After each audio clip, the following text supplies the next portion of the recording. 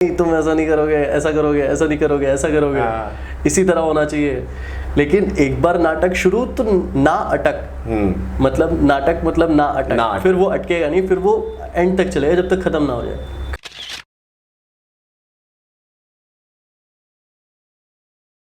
अच्छा, तो 2007 में आपका स्कूलिंग चल रहा था? करेक्ट। उस टाइम आप कौन से क्लास में थे? मेरा बहुत सॉर्टेड था। 2007 में 7th क्लास में था। ओह वाह, मतलब ईयर वाइज आपका क्लासेस भी चल रहे थे कि हाँ 2010 में मेरा 10th कंप्लीट हो जाना है। ये सही है।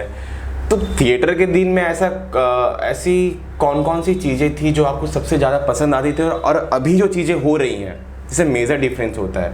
थिएटर में जब हम रहते हैं तो उस टाइम की जो चीज़ें होती है बहुत ही अलग होती है, और अभी जो चीज़ें हम कर रहे होते, शूट कर रहे होते हैं कैमरे के आगे, हाँ चलो ठीक है, रोलिंग कैमरा एक्शन हो गया, कट, मूड खत्म। तो उसमें और इसमें क्या डिफरेंसेस है? तो थिएटर में एक जो प्रिविलेज होता है कि एक बार स्टेज पे पहुंचने के बाद में आपके पास में जो आज़ादी मिलती है आपको, हम ले लेते हैं वो आज़ादी क्योंकि हम लालची होते हैं। डायरेक्टर जो है वो बता के भेजते हैं, इतनी रिहर्सल्स कराते हैं कि नहीं तुम ऐसा नहीं करोगे, ऐसा करोगे, ऐसा नहीं करोगे, ऐसा करोगे, इसी तरह होना चाहिए। लेकिन एक बार नाटक शुरू तो ना अटक, मतलब नाटक मतलब ना अटक, फिर वो अटकेगा नहीं, फिर वो एंड तक चलेगा जब तक खत्म ना हो जाए। करेक्ट। तो एक बार स्टेज पे पहुंचने के बाद में भले हम कितनी रिहर्सल्स हुई हो, लेकिन वो 10 सेकंड या वो 30 सेकंड जो एक्टर के पास में आते थे अपने आप से कि यहाँ पे तो मुझे भी नहीं पता क्या हो रहा है, तो वो जो मोमेंट्स स्टेज पे कई दफ़ा आते हैं कि आपको लगता है कि ये कुछ हो रहा है जो प्रिपेयर नहीं किया था, जिसको हम लोग इम्प्रोवाइजेशन कहते हैं। जो इम्प्रोवाइजेशन होता है, या कई दफ़ा आप रिहर्सल्स के अंदर सेम सीन है, कुछ नहीं बदला है, लेकिन वो आवाज़ में कुछ बदल गया है, या आपको कुछ ऐसा महसूस हो रहा है जो रिहर्सल में नहीं हो रहा था, वो स्टेज पे उस परफॉर्मेंस के दौरान हो रहा है, और उससे कुछ चीज़ें बदल रही।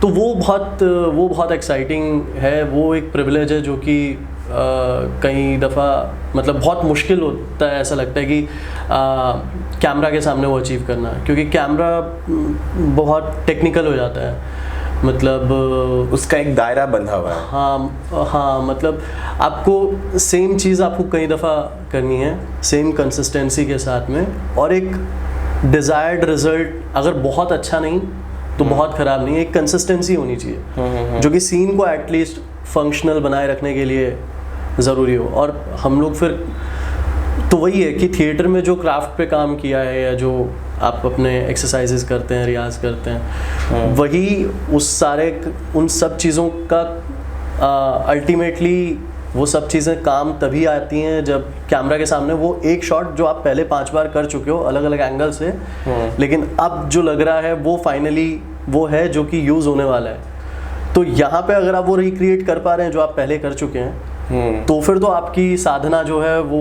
उसका सफल है, वरना कोई मतलब नहीं है। क्योंकि हमें थिएटर में एक चांस मिलता है, स्टार्ट हुआ प्ले, बेल बजी, पूरा 1.5 घंटा तक 2 घंटा तक वो प्ले चला गया, तो हम उस जोन में है, उस मूड में है। लेकिन कैमरा ऑन होने के बाद एक बार मास्टर लगा, एक बार मीड कटेगा, एक बार ओएस कटेगा, एक बार सोलो कटेगा, तो उसमें क्या कि हम बार बार उस चारों चीज़ों में अपना वो मूड कैरी नहीं कर पाते, बहुत बार ये प्रॉब्लम आती है।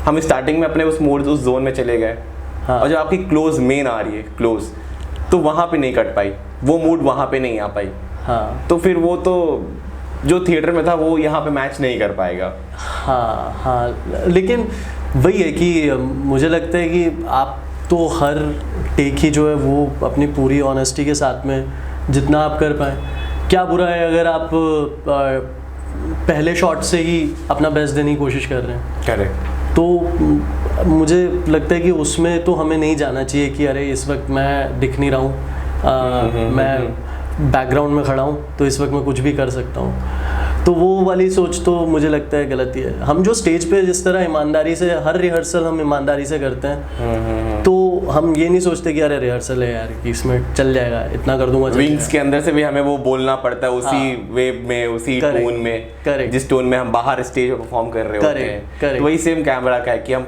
फर्स्ट में वही टेक दे, और लास्ट जो हमारा सोलो लगे तब भी हम वही टेक दे, उसी मूड में रहकर।